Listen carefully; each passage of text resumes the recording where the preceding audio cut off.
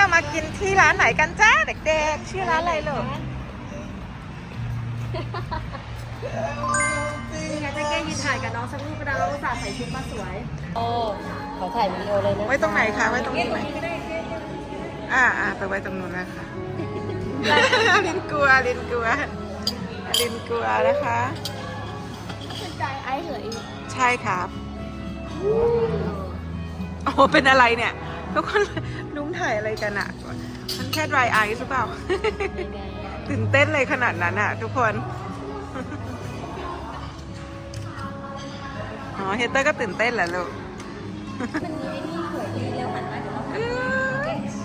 าเจ๋งมากเจ็บกันมาใกล้ๆอีเลยดิฟเราไปใส่จานตัวเองลูกหมุนนิดนึง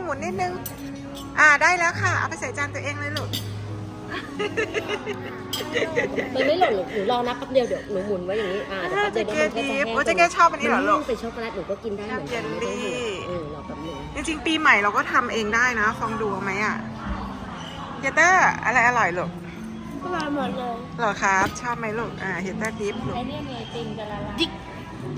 แค่นั้นเองเหรอคะไม่ดิฟเยอะๆเหรอลูกอลินรู้ไหมคะว่าตอนนี้หน้าหนูมันเลอะเทอะมากเลยลูกตัวไหมคะแบบนี้เหรอคะ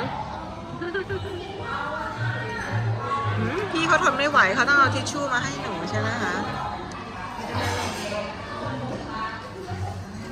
ไปฝากอาม่าลูกซื้ออะไรไปฝากอาม่าคะอันนี้เหรอลูก